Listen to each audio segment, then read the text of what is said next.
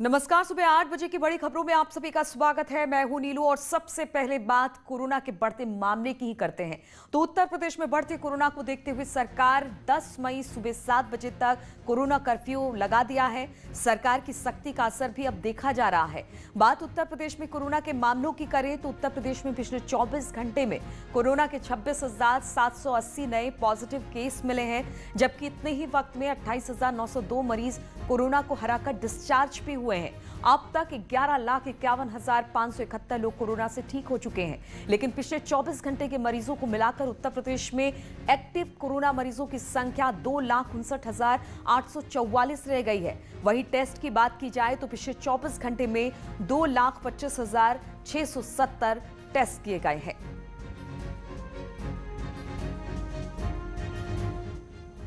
Discharge होने वालों की संख्या 28,902 है। इस प्रकार जितने लोग संक्रमित हुए हैं उनसे अधिक डिस्चार्ज किए गए हैं। इस समय एक्टिव इन्फेक्शन के केसेस की संख्या 2,59,844 है।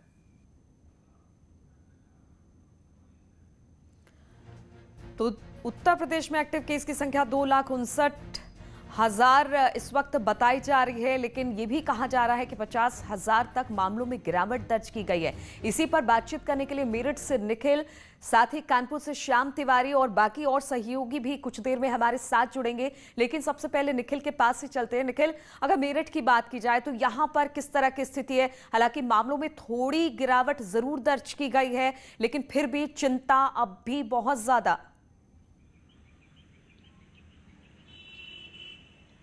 बिल्कुल नीलू, आपने सही कहा है कि मामलों में गिरावट दर्ज की गई है। कल मेरठ के एक्टिव केस की अगर बात करें, कल मेरठ में 1119 नए केस नजर आए हैं, जिसके बाद अब 13,600 कुछ एक्टिव केसेस हो गए हैं। लेकिन आपको ये समझना होगा, जनता को ये समझना होगा कि लॉकडाउन का पालन उसी तरह करना होगा जिस तरह हमने पिछले साल में किया था। मैं आपको तस्वीरें दिखाना चाहूंगा मेरठ की। ये मेरठ की तस्वीरें हैं। सड़कें खाली जरूर नजर आ रही है। ये मेरठ का बेगमपुल चौराहा है, लेकिन अभी भी बहुत सारे ऐसे लोग हैं जो बेवजह घरों से निकलते हैं और केवल यहाँ कहाँ घूमने के लिए निकलते हैं। काफी लोग मास्क जरूर लगाने लगे हैं क्योंकि खौफ का माहौल है, लोगों की जान जा रही है, हर किसी का कोई ना कोई परिचय चला गया है।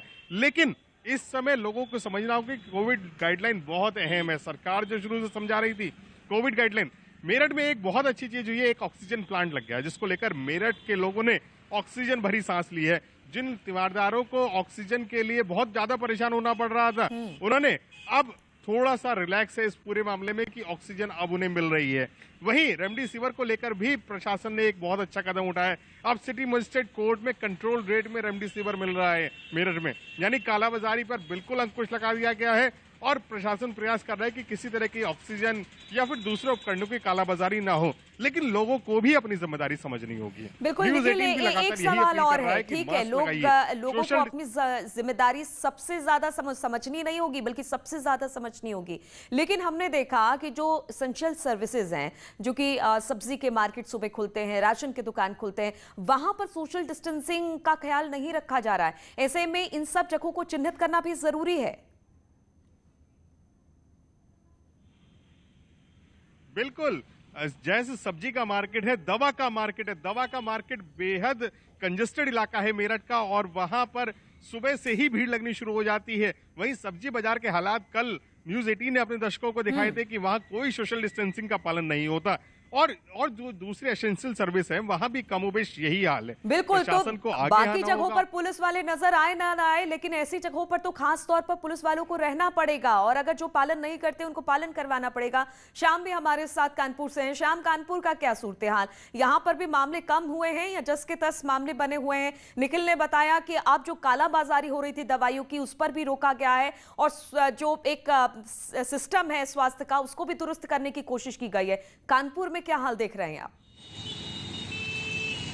बिल्कुल, कानपुर की अगर बात की जाए तो उत्तर प्रदेश सरकार की जो पहल है, जिस तरीके से सख्ती की जा रही है, उसका असर कानपुर में जरूर देखने को मिल रहा है। आपको बता दें कि जब वीकेंड लॉकडाउन के साथ ही पूरा सप्ताह लॉकडाउन में बीता है, उससे पहले जब शुरुआत हुई थी इसकी, तब 2200 केसेस रोजाना कानपुर में सामने आ रहे थे। लेकिन उसके बाद धीरे धीरे केसेस घटना शुरू हुए।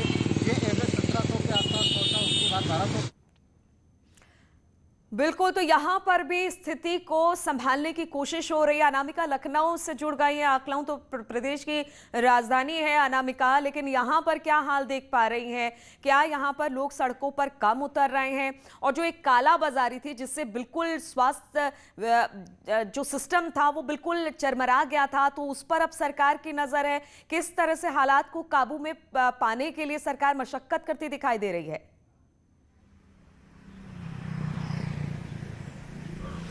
और देखिए नीलू, यहाँ पे आपको कैटेगरी वाइज बांटना पड़ेगा, क्योंकि 10 दिनों पहले तक लखनऊ में जिस तरीके से कोविड केसेस के हालात थे उससे थोड़ी बहुत राहत की खबर जरूर है। क्योंकि अगर बीते 24 घंटे की बात करें हम, तो कल शाम के जो आंकड़े हैं उसके मुताबिक 1834 नए मामले सामने आए हैं, जो पहले से कम कुछ बेहतर है। 65 मौतें हुई हैं। आप ये भी याद करें कि इसी लखनऊ में 6-6 हज़ार तक केसेस आए हैं, तो इस लिहाज से अगर देखा जाए तो कुछ केसेस में गिरावट आई है। टेस्टिंग बढ़ाई गई है सरकार की ओर से।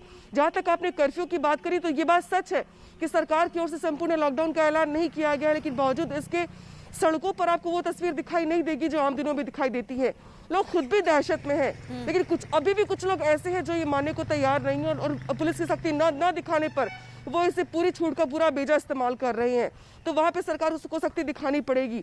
इसके अलावा अगर हॉस्पिटल्स की बात करें हम या बेड की बात करें हम, तो 10 दिन पहले जो हालात थे कम से कम उससे हालात सुधरे हैं।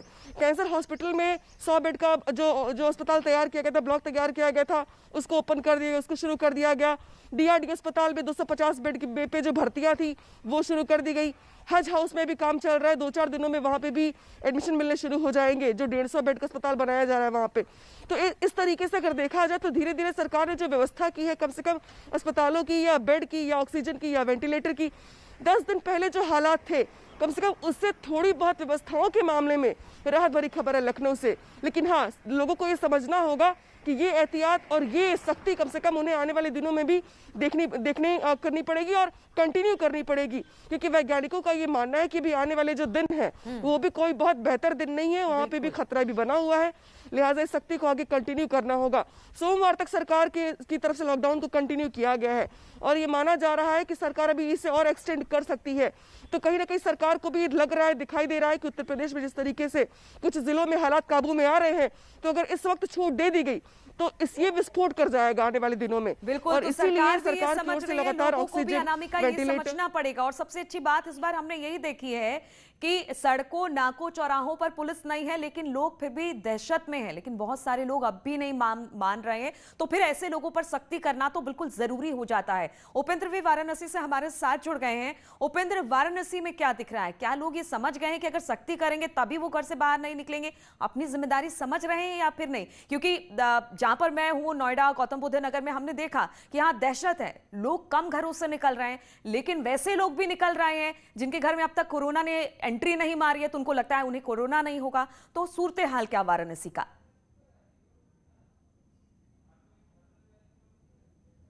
वाराणसी की सूरत हाल पहले प्रशासनिक कोशिशों का समझिए कि कल 10,000 सैंपलिंग की गई, 10,000 लोगों का टेस्ट किया गया, जिसमें केस 900 से भी कम निकले। यानी कि जो केस 2,500 पर डे निकल रहे थे, 2,000 पर डे निकल रहे थे, अब वो 1,000 के नीचे आ गए हैं। तो ये कोशिश है जो राहत भरी है, लेकिन लोगों की जो मनमानी है वो मैं इस सड़क के दोनों तरफ की कुछ तस्वीरें दिखा के आपको समझाऊंगा। एक ये तस्वीर है जो सामने चंदुआसट्टी मंडी को जाती है, सिगरा थाने को, जहां आप देखिए भीड़ का आलम। मैं कैमरा पर्सन कहूँगा कि दिखाइए कितनी भीड़ है, कि उतनी भीड़ है कि हम वहाँ पर जाने के लिए बच रहे हैं, ताकि इतना संक्रमण जिस तरीके से फैल रहा है और ख़ास तौर से मंडियों से, वैसा जो है इस तस्वीर से देखने में साफ समझ में आता है कि कुछ लोग हैं जो नहीं मान रहे हैं, क्योंकि जो सुबह सुबह की सब्जी मंडियां हैं ये पुलिस के लिए चुनौती है, और इसको पुलिस अभी तक इस चुनौती को पार नहीं कर पाई है। दूसरी तस्वीर मैं आपको दिखाता हूं सड़क के इस तरफ की। यहाँ पे भी देखिए किस तरीके से सब्जी के 2-3 ठेलों पर किस तरीके से भीड़ है, जबकि ये तस्वीर इसी के सामने जो है ये Kashi integrated control command centre है, जहाँ से वाराणसी में कोरोना को कंट्रोल करने की रणनीति बनती है। अफसर आते हैं, सारे विभागों के कर्मचारी यही लगे हैं। इसके सामने की तस्वीर ये, अब मैं कैमरा पर्सन कहूँगा कि मूव करें कैमरे को और दिखाएं कि उसके जस्ट सामने सड़क पर ये भीड़ का आलम है। तो अब आप ये अंदाज़ा लगा सकते हैं कि पुलिस जो है, सिगरा थाना की जो पुलिस है वो कितनी जिस तरीके से बिल्कुल, और यहाँ पर कितनी जिम्मेदारी कमजोर है, पुलिस क्योंकि को भी थाने से समझनी ये होगी इलाका- उपेंद्र की। ठीक है, जहां जहां पर लोग समझ रहे हैं, सड़कों पर नहीं निकल रहे हैं, बाहर नहीं निकल रहे हैं, उनके लिए तो मतलब कहा जा सकता है कि ताली बजाने की जरूरत है। लेकिन जो लोग नहीं समझ रहे हैं तो वहां पर तो फिर आपको सख्ती करनी पड़ेगी, वरना जो कम होते मामले हैं एक बार फिर से विस्फोट हो जाएगा। इसलिए बहुत जरूरत है कोरोना से बचने के लिए। मैं पूरा चैनल हम यही कहते हैं, बार बार सभी एंकर सभी लोग यही कहते हैं कि आप बाहर ना निकलें जब तक जरूरत ना हो। बहुत बहुत शुक्रिया आप चारों का हमारे साथ जुड़ने के लिए। तो उत्तर प्रदेश सरकार ने ऑक्सीजन के लिए ग्लोबल टेंडर भी अब जारी कर दिया है, एक कदम और आगे बढ़ाया है। योगी सरकार जल्द ही ऑक्सीजन टैंकर्स के लिए अब ग्लोबल टेंडर जारी करने जा रही है, जिससे पहले कल योगी सरकार ने 4 करोड़ डोज के लिए ग्लोबल टेंडर जारी किया था। Uttar Pradesh medical supply corporation की ओर से जारी किए गए इस टेंडर को 7 मई तक डाउनलोड किया जा सकता है। वहीं 21 मई टेंडर भरने की आखिरी तारीख रखी गई है। तो लगातार सरकार की तरफ से कोशिश है कि चाहे वो वैक्सीन हो या फिर ऑक्सीजन सिलेंडर हो, हर लोगों तक ये पहुंचे, और इसके लिए सरकार लगातार कदम उठा रही है।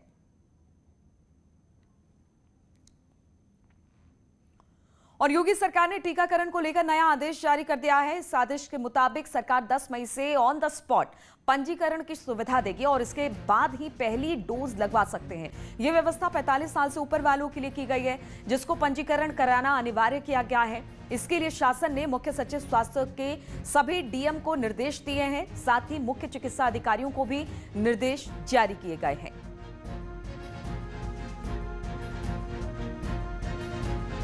और योगी सरकार लगातार कोरोना के खिलाफ युद्ध स्तर पर काम कर रही है। ऑक्सीजन की मांग के बीच तेजी से ऑक्सीजन की आपूर्ति में भी जुटी हुई है। लोगों की सांसें ना थमे, इसलिए योगी सरकार ग्रीन कॉरिडोर बनाकर अस्पतालों तक ऑक्सीजन की आपूर्ति कर रही है। इन तस्वीरों में जरा देखिए कैसे ऑक्सीजन टैंकर के आगे पुलिस की गाड़ी दौड़ती नजर आ रही है, ताकि आगे का रास्ता खाली कराया जा सके और अस्पतालों तक ऑक्सीजन को तेजी से पहुंचाया जा सके। ये मदद लोगों के ट्वीट के आधार पर भी की जा रही है, वो चाहे नोएडा हो या फिर गाजियाबाद या फिर गोरखपुर, जहां से पुलिस प्रशासन को सूचना मिलती है फौरन उन तक ऑक्सीजन की आपूर्ति की जा रही है, ताकि किसी तरह की अनहोनी से लोगों को बचाया जा सके।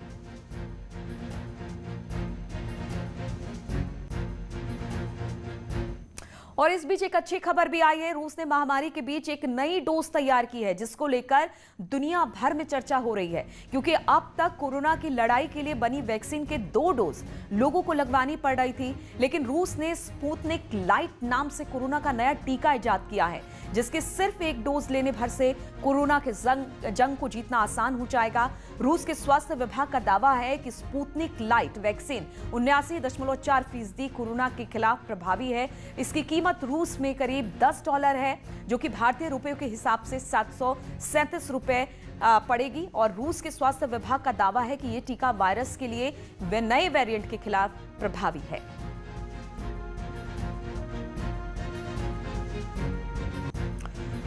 कोरोना से सिर्फ इंसान ही नहीं परेशान, बल्कि इस वायरस ने जानवरों को भी अब अपनी चपेट में लेना शुरू कर दिया है, क्योंकि इटावा के लायन सफारी में 2 शेरनियों में कोरोना की पुष्टि हुई है, जिनका सफारी के अंदर ही अस्पताल में इलाज चल रहा है। इसके साथ ही बरेली में एक शेरनी के कोरोना पॉजिटिव होने की खबर है। इसके साथ ही ब्रीडिंग सेंटर में रहने वाले 8 शेरनियों के ब्लड फिकल सैंपल जांच के लिए भेज दिए गए हैं, जिनकी रिपोर्ट का इंतजार किया जा रहा है। लेकिन कोरोना संक्रमण को देखते हुए सफारी में हाई अलर्ट घोषित हो गया है और डॉक्टरों के साथ आला अफसरों को भी निर्देश दिए गए हैं कि वो सतर्कता बरते।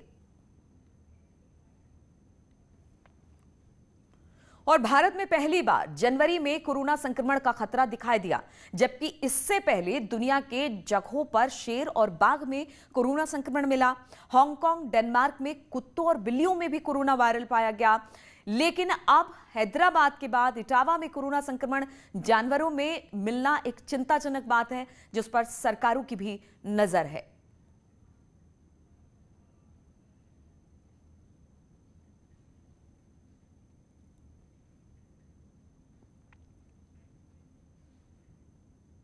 और रुकते हैं छोटे से ब्रेक के लिए, फौरन हाजिर होते हैं कुछ और खबरों के साथ। और श्रावस्ती से खबर लेते हैं। यहाँ पर नशेड़ी पति ने बेरहमी से अपनी पत्नी की पिटाई की है। पिटाई का वीडियो अब वायरल हो रहा है। पुलिस ने फिलहाल आरोपी पति को गिरफ्तार कर लिया है। कोतवाली के मछेरवा गांव का ये पूरा मामला है, जहां पर नशे में धुत होकर एक पति ने अपनी पत्नी को बेरहमी से पीटा।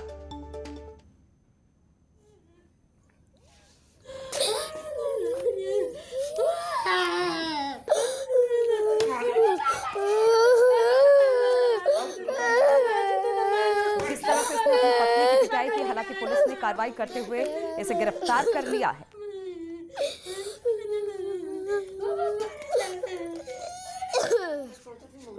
और हाथरस से खबर लेते हैं, जहां पर बैटरी बनाने की फैक्ट्री में आग लग गई। तेज धमाके के साथ फैक्ट्री की दीवार उड़ गई। आग बुझाने में दमकल की गाड़ियां इस वक्त जुटी हुई है। आग लगने के कारणों का अब तक पता नहीं चल पाया है। तो बैटरी की ये फैक्ट्री थी जिसमें आग लगी। तस्वीरें आप देख सकते हैं कितनी भीषण आग थी। कहा जाता है कि धमाका हुआ और उस धमाके में ही फैक्ट्री की दीवार बिल्कुल तेज धमाके के साथ उड़ गई। हालांकि आग बुझाने के लिए दमकल की गाड़ियां वहां पर पहुंच गई है। आग लगने के कारणों का अब तक पता नहीं चल पाया है। बताया जा रहा है कि जो ये फैक्ट्री है वो सादाबाद की ईदगाह कॉलोनी में स्थित है।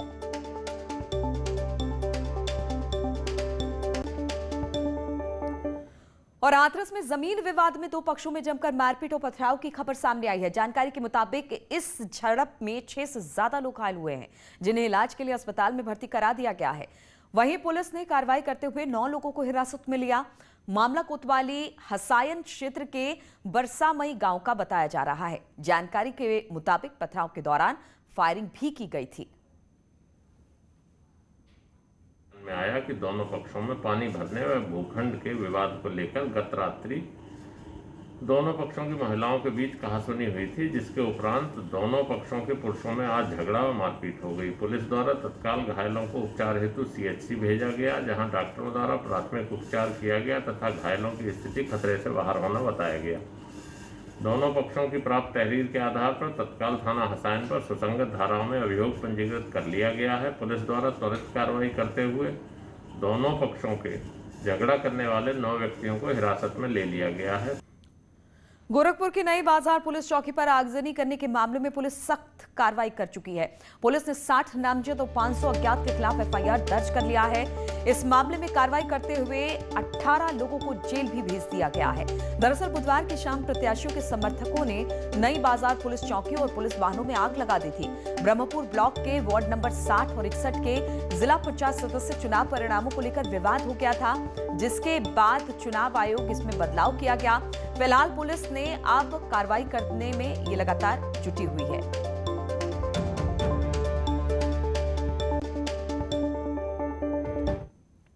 और जौनपुर में प्रशासन ने 3 गैंगस्टरों के खिलाफ कुर्की की कार्रवाई करते हुए कई लाखों की संपत्ति जब्त की है। तीनों आरोपी पर लूट, स्नैचिंग और शराब तस्करी से करोड़ों की संपत्ति हासिल करने का आरोप था। ये तीनों पशु तस्करी के आरोप में आरोपी भी थे।